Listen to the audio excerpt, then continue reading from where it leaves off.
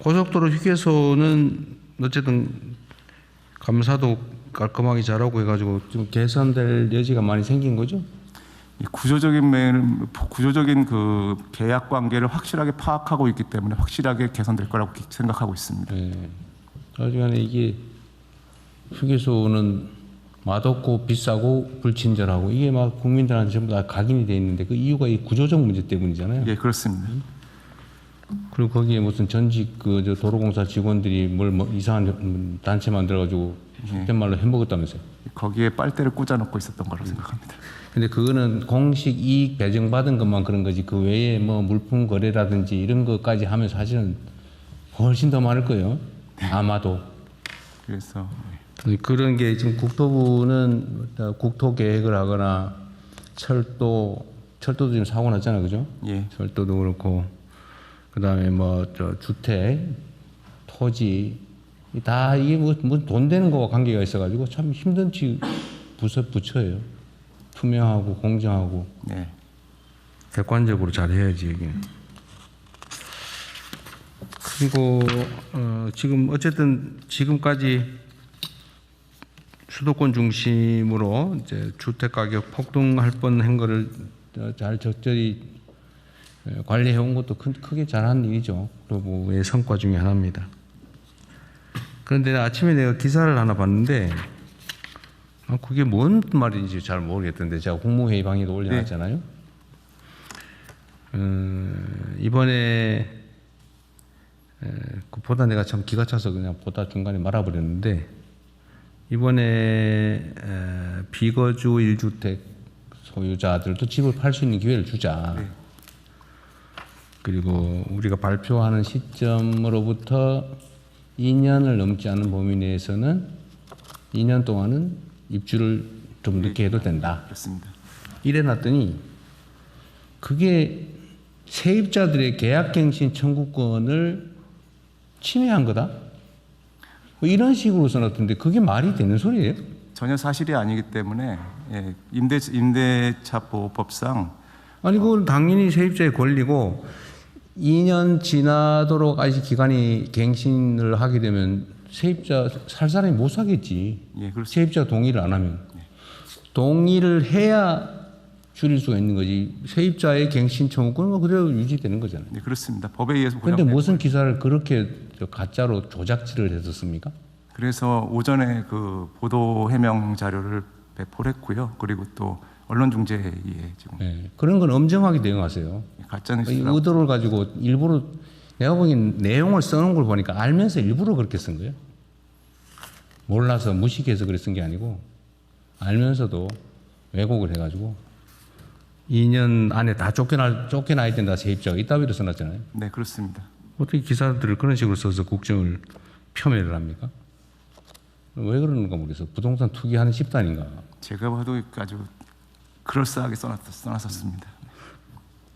조금만 자세히 보면 전혀 안 그럴싸해요. 네, 명백한 조작 왜곡이라서.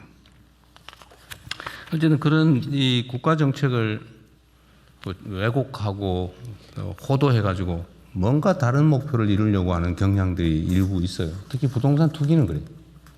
부동산과 관계된 데는 너무나 광범위하게 부동산 투기의 이해관계를 가진 집단이 많아가지고 거기 매달리는 집단이 많은 것 같습니다. 그러니까 중심을 잘 잡고. 며칠 전에도 그 매물이 나왔는데 그거를 중국인들이 다 금매를 다 들어갔다는 그런 매체인가 샀다고 하는 것도 그것도 거짓말이었다면서요. 완전 거짓말입니다. 그 왜 그런 식의 거짓말 기사를 쓴 거예요, 도대체? 통계 자료를 자세히 보면 다 나오잖아요. 이게 외국인 총거래량이라면서요. 예, 그렇습니다. 그 중국 혐오증 뭐 이런 거 유발하려고 일부러 그러는 거죠. 근데 그런 건 어떻게 그 법무부에서 보면 그건 처벌 대상 아닙니까? 명백하게 가짜 뉴스 쓰는 거? 처벌 조항 없나요?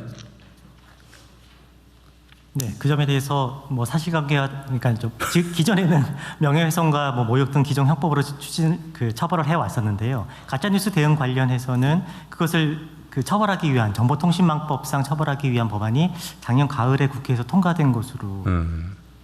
그건 이제 배상에 관한 거고 형사처벌은 그 전기통신사업법인가 뭐 거기에 그 가짜 뉴스, 가짜 정보를 흘려가지고 공공의 질서에 뭐 피해를 입히거나 이러면 처벌하게.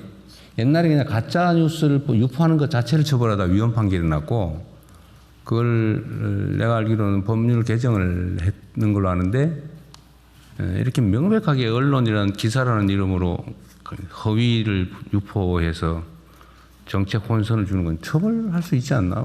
한번 검토 한번 해봐 주세요. 예, 그 부분에 대해서 말씀드리겠습니다. 뒷부분에 민정 네네. 예, 말씀 주신 대로 그 전기통신법이 개정이 돼서 가짜 뉴스를 통해서 경제적 이득을 취득한 경우에는 형사 처벌을 할 수 있게 돼 있습니다. 이득을 취하는. 그래서 최근에 이제 유튜브를 통해서 가짜 뉴스를 해서 그걸 통해서 경제적 이득까지 얻은 경우에는 형사 처벌을 하고 있습니다. 그 약간 점잖아 보이는 그 지면 기사, 인터넷 기사를 쓰는 것 자체는 처벌하기 어렵겠네요. 그 그렇습니다. 그게 영리를 얻을 경우에 한해서 이제 처벌하게 돼 있고, 그 외에 이제 구체적으로 명예훼손이나 모욕이 있을 때는 형법으로 처벌하고 있습니다. 이상입니다. 정부 정책을 왜곡 조작하는 가짜 기사를 쓰는 경우는 처벌하기가 당장 쉽지는 않겠네요. 하여튼 그 관련 부처들이 네. 뭐저 정정보도 청구를 하든지 뭐 반론보도 청구를 하든지 해서 이런 거 확실하게 책임을 물으세요. 그냥 나중에서도 한참 지난 다음에 그러면 그 제목 고쳐줄게 이래가지고 또 대충 넘어가잖아요. 그 저희 직원들이 아주 굉장히 어렵게 만든 정책을 한순간에 망가뜨리는 거기 그러니까요. 때문에 적극적으로 대응해야 된다고 생각하고 있습니다. 그것도 얼마나 고민해서 만든. 그리고 그런 것도 있어요. 그 기사 중에 맨날 막 바뀐다.